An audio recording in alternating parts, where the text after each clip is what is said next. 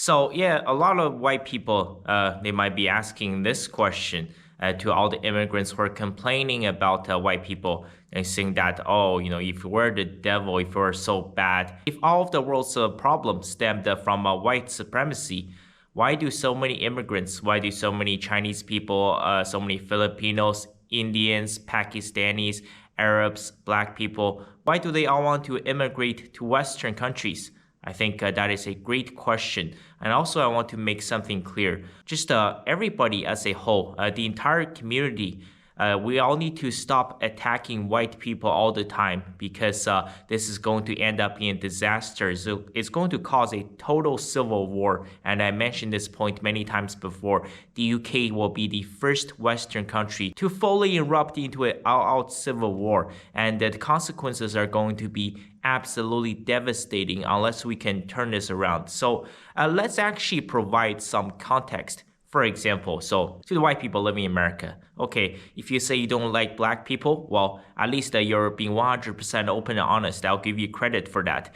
I think the absolute worst scumbags are the people who are the snowflakes. They pretend to like you. Just wait until you turn your back on them, and when they reveal their true mask, and then you will find out what they're actually made of. So since 1980, in the past 45 years, roughly 3 million black people from sub-Saharan Africa and also from the Caribbean has immigrated to the United States. Keep in mind, that is over the course of 45 years. If you just look at sub-Saharan Africa, sub-Saharan Africa has over 1 billion people alone. So it's a very small percentage of the population. I want you guys to keep that in mind. So not everybody is trying to come to Western countries.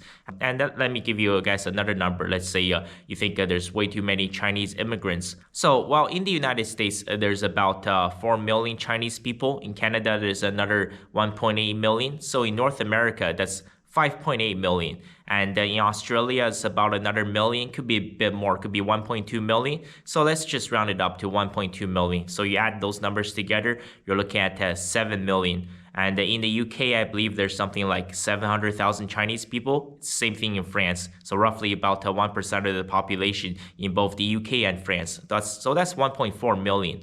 So if we add all of these countries together combined, all these Western countries who are, let's say, top destinations for immigrants. So UK, France, Australia, New Zealand, United States, Canada. That's only about 8.4 million Chinese people. And if you guys actually book a vacation, if you guys actually go to China, let's say just to go sightseeing, just some vacation time, some leisure time. If you go to the capital in Beijing, there's 22 million Chinese people.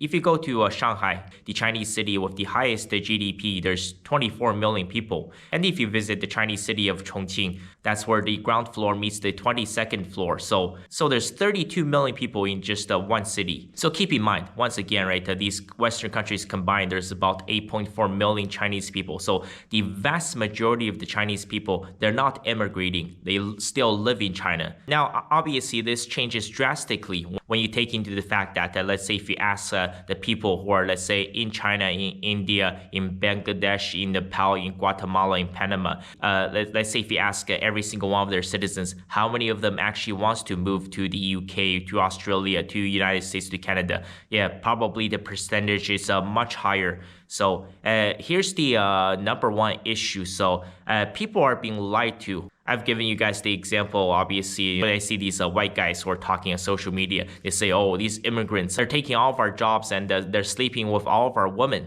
Then after I moved to Canada, I realized that, half of the Asian women, they're all sleeping around with white men. So whatever they're saying is 100% lie. Also, a lot of these, I can't speak for all immigrants, but I would say certainly Chinese people and now certainly Indian people, a lot of them are being lied to by their immigration agencies because there's a tiny percentage of people who is raking in massive profits from all of this. So, for example, some are extremely sketchy, a Chinese scammer. He could be setting up his business at some apple farm in Prince Edward Island in the eastern coast of Canada. He's going to put out all of these listings on Chinese websites saying that, the fastest way to get your permanent residency in Canada, all you need to do is fly to Prince Edward Island and get a temporary foreign workers permit. All you need to do is pay me, $10,000 or $15,000 or $20,000 Canadian. And I'll take care of all the paperwork. At the end of the day, it's Chinese people scamming Chinese people. Well, I'm sure you guys have seen those videos. They're saying that why do Asians commit fewer crimes? I would say Asians do still commit a lot of crimes. It's just Asians tend to not commit violent crimes. And there are obvious reasons for this. For example, in China, the government is very strict. There's also the social credit score. I mean, if you commit any kind of violent crimes, you will be punished severely. Keep in mind the death penalty is legal across China. So that is going to be a massive deterrent. But, the most common type of scams you see, well, not just in China, also in India, is these, phishing emails, these people who are scamming other people. At the end of the day, it's Chinese people scamming Chinese people, and it's Indian people scamming Indian people. Honestly, so I arrived in Canada over 20 years ago. I've been living here for over 18 years.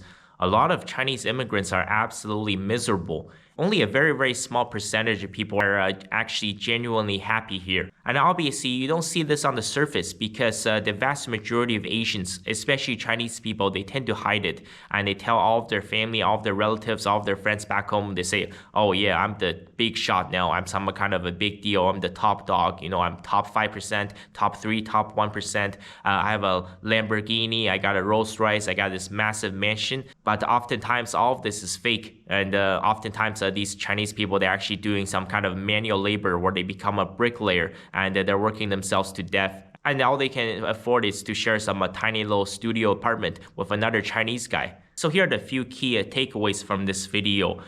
First of all, for example, like the Chinese example, in these Western countries where they're taking a lot of immigrants, they only combine for about 8.4 million Chinese people out of 1.4 billion Chinese people. So the vast majority of the Chinese people, they still prefer to live in China. And it's the same thing if you look at the number of black people who are moving to, let's say, the United States. Over the last 45 years, there's been roughly 3 million. But sub-Saharan Africa alone has well over 1 billion people. So the vast majority of black people, they're not leaving Africa. They're not leaving the Caribbean to come to the United States to chase some American dream. And also, I think many people are stuck in their old ways. Yes, at one time, I do agree. Let's say if you go back to 70s, 80s, even 90s, or even possibly early 2000s.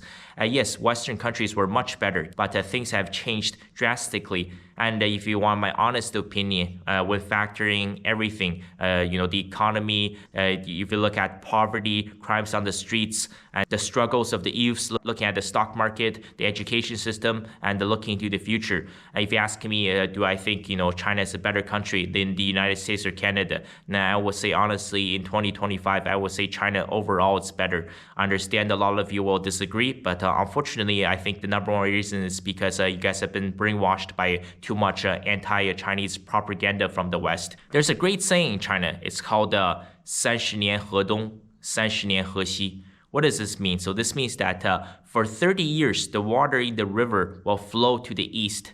But after 30 years, the tide will turn. Then the river will flow to the west. So nothing in this world is going to last forever. As a civilization, as a society, you can't have a civilization that just keeps going up and up and up. Eventually, it's going to peak and it's going to come down, and vice versa is also true. Well, yes, if you look at China in the late 70s, early 80s, even until the 1990s, especially in the 80s, China was one of the poorest countries in the world. But obviously, that's no longer the case. And if you look at the United States in the 1980s, without question, it was the number one country in the world, and then nobody in this world could challenge the US, but so much has changed since then.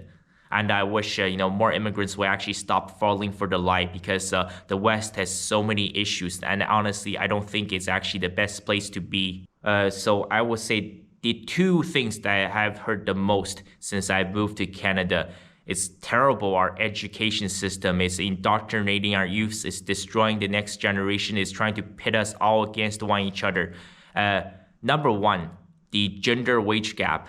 Well, now the liberals, they say gender is not real, and but they still want to talk about the gender wage gap. Bunch of nonsense. So every single classroom, every single grade, since middle school, high school, college, university, they say, oh, the patriarchy, man, the problem, gender wage gap. And obviously, I talk about this so many times. It's bad. They're constantly trying to pit man and woman against each other. On top of this, number two, I would say this is the most important.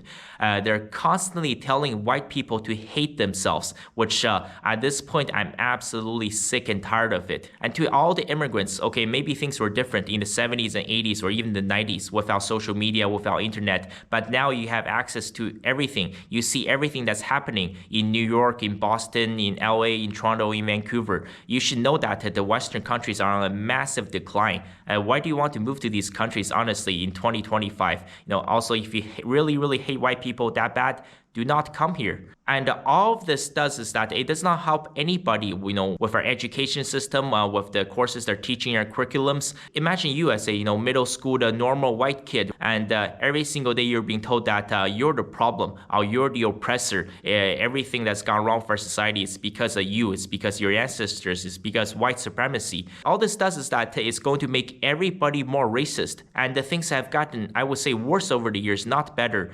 It wasn't always this bad. Like when I was in high school, it was mentioned, but I would say, especially since the start of 2020, it's been constantly brought up. We're constantly being told that we must hate white people all the time. And it's gotten so bad because now everywhere I go, all I can see is color. All I see is that, it's a Chinese guy, a Filipino guy, an Indian guy, a black guy, or Arab guy. You're supposed to judge people by the content of their character, but now nobody is doing that. Everybody is judging other people by their religion and by their ethnic background. And there's going to be severe consequences. This is going to be a disaster. All this does is that it's going to make everybody more angry. It's going to make everybody more pissed off. And the end goal of all of this is going to be a massive civil war. I'm talking about, 5 times, possibly 10 times worse than the 2020 BLM riots. And I'm seriously concerned about the future. That's why when school returns in September, I'm going to actually sit down and talk with some of these young students. Because these young people, they're going to be the future of Western civilization. And whether Western civilization rises or falls, it's all up to the next generation. We're the last line of defense. Just a little preview for the next video. What if I told you guys all of this was predicted by an American man all the way back in the year of 1946? Right at the end of World War II, before the Cold War between the USSR and the USA even started. Yes. So all of this, pitting white people and black people against each other, third wave feminism, fall of the nuclear family, BLM riots, pitting young people against old people. So this was all predicted by just one man. This man was an absolute genius all the way back in 1946. This topic is going to be continued for the next video where I will cover the infamous long telegram. Thank you guys so much for watching and staying all the way until the end. And if you enjoyed this video, please subscribe to this channel and turn on the notification button. And I will see you guys next video for the long telegram.